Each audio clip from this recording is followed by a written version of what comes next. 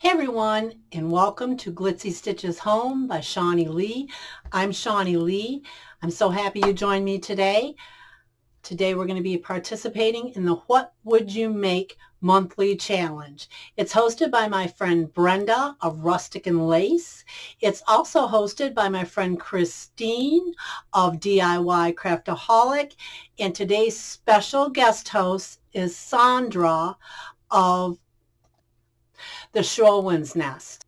And today I'm going to be showing you a functional piece that we're going to be making out of these paint stir sticks that I've cut down to 8 inches long on each end. Join me, won't you?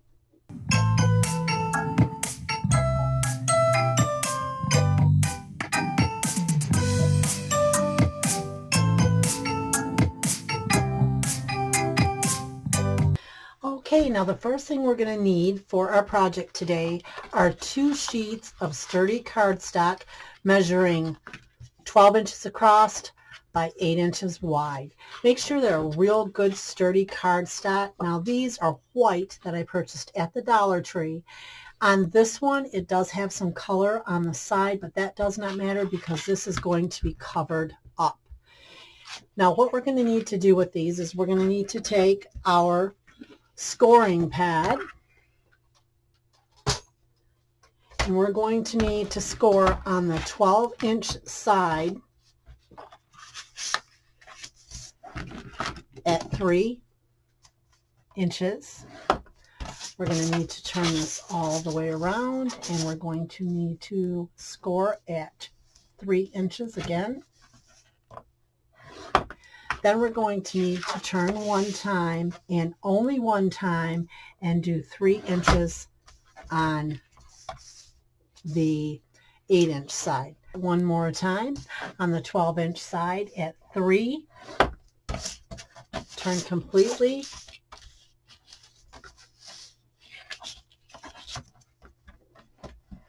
At 3 inches again. One turn. One side only, and 3. So what you really need to remember is just 3, 3, and 3. Now what we're going to do with these is we're going to fold and varnish all of our scores just like this.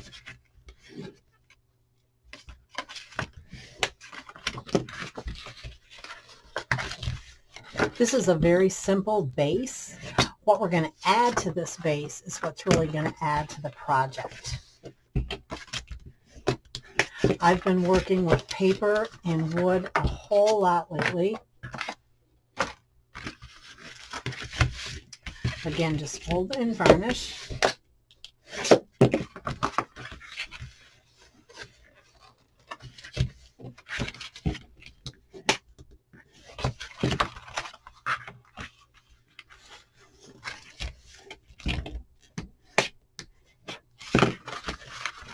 There we go. Now on one of your sheets and one of your sheets only, we're going to go ahead and we're going to remove this corner and this corner. So we'll be removing this corner completely and this corner completely, the whole box. You can use your finger blade. I'm going to just take my scissors, and you will want to angle in on your cuts just a wee bit. It just makes it lay nicer when you put the 2 sheets together for your base. There we go, just like so. You want to grab your second sheet. Now we're going to do these a little bit different, guys. What we're going to do is we're going to go ahead and we're going to cut here right up to the score line. Okay. We're going to angle in slightly. This will free up this tab. Okay, you're going to free up this tab right here. And you want to angle in slightly on this end as well, as much as you want. You can always go back if you need to and angle more. Okay. And we're going to reduce this down so it's not sticking way up. So I try to get these as even as possible. This does not work well sometimes. That's pretty good there. All right, now we want to go ahead again, guys, and we want to cut right up to the score line, right to there. You want to angle in. And again, I use my scissors for this because I just have better control with my scissors. Even that out a bit. There we go. All right, now I'm going to go ahead and we're going to reduce this right here. All right. We have taken the corners all the way. We've removed them totally. Do this with my glue, just like so. Get it nice and spread out. Nice and even. This glue gets pretty tacky, so that's nice as well. We're going to go in here like so. And you want to make sure this is even. You could use a tape, but if you use a tape, it has to be right the first time because there's no second chances with the tape. I'm going to reduce one of the ends. I leave mine at about 1/2 of an inch. And again, you can use your blade knife for this, excuse me. You can put this in your trimmer machine. I'm just going to wing it here and hope for the best. Not too bad. Okay. If it's not real even the first time, you can always come back and readjust it. You want to go ahead and we're going to start putting this box together. First, though, what we want to do is on the outside of this, I'm going to put a material. What we're making today is we're going to make a wooden purse. I'm going to pour some on there. That looks like way too much already. I can spread this all over. Mod Podge just lays so much better. And then when we press it, it just presses so nice. The Mod Podge just kind of melts underneath. It dries quickly. Go ahead, do this. In the meantime, if you have a mini heat press and or an iron, you'll want to set that on a high setting. I do use the highest setting on my mini heat press.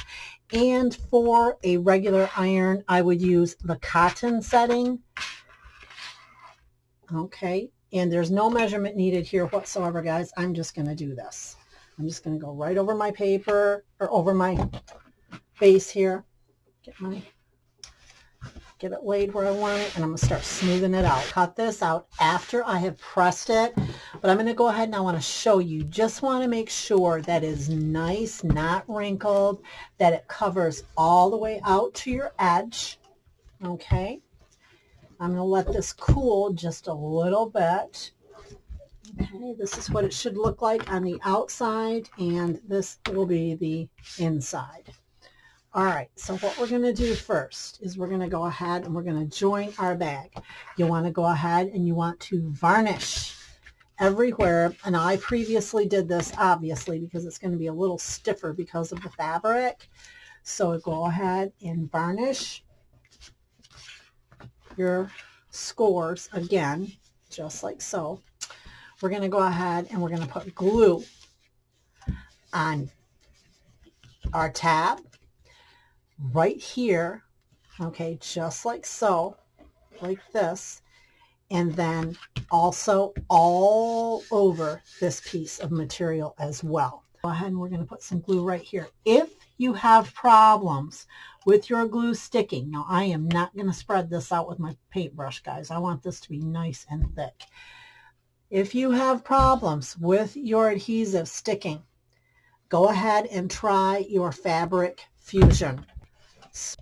If you have any glue seepage, grab either a wet wipe, a wet paper towel, or you can grab a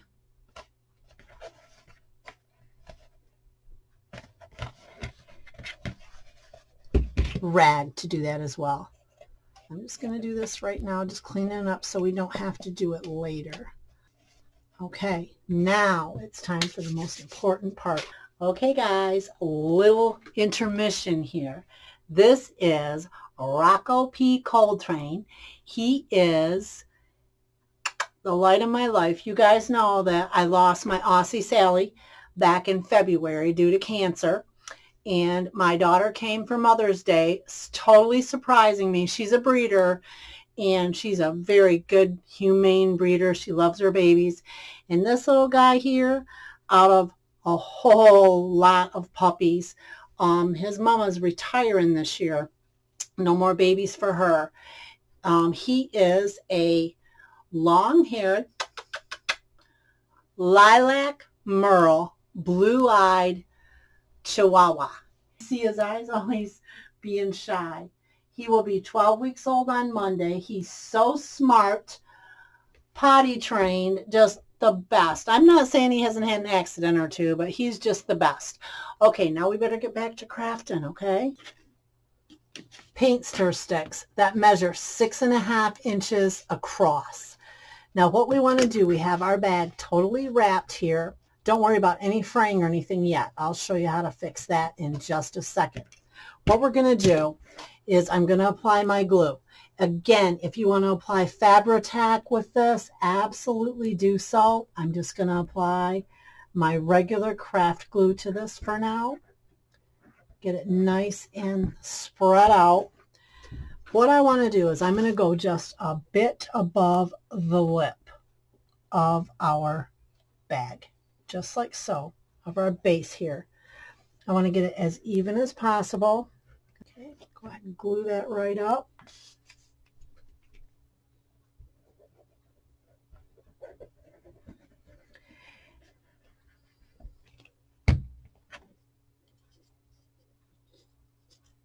Okay, nice and centered, just like so.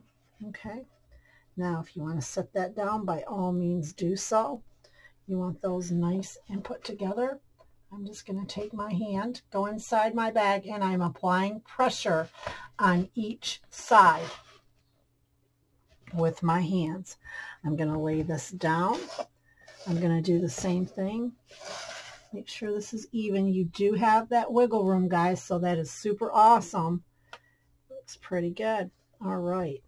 I'm going to go in. I'm going to press down just for a little bit. Just enough to make sure it's good and stuck on our project. Awesome. Okay. Again, if you want to use some Fabri-Tac, by all means do so. I wouldn't use hot glue on this project.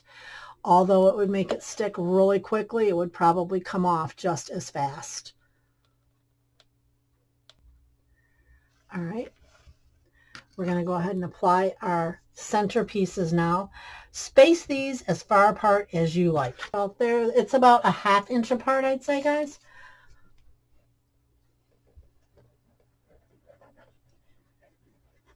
Okay, there's my glue. There we go. And we have our back on, and that is really pretty. Now that has dried nice. In the front, when it came to the front, I got here and I said, you know what? I really don't want to cover this up.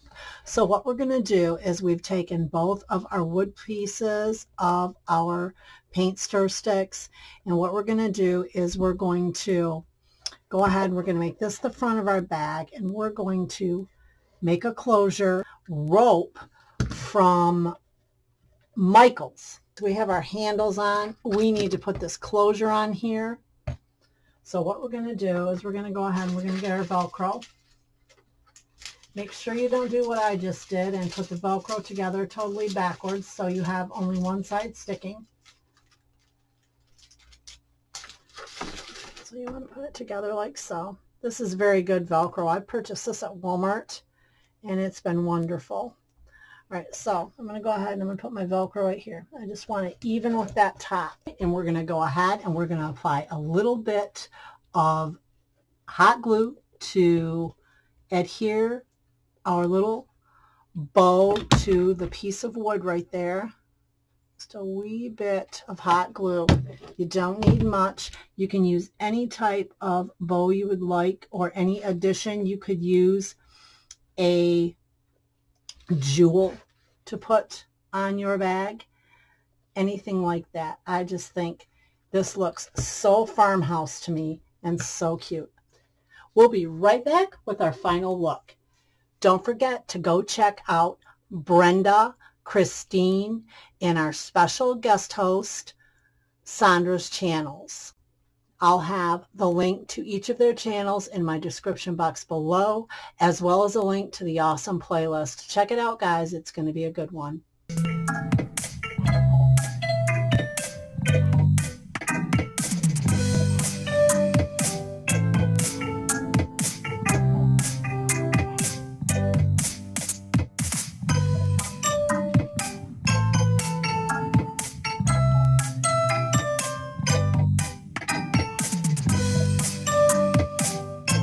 If you enjoyed today's video, here's something else you may like.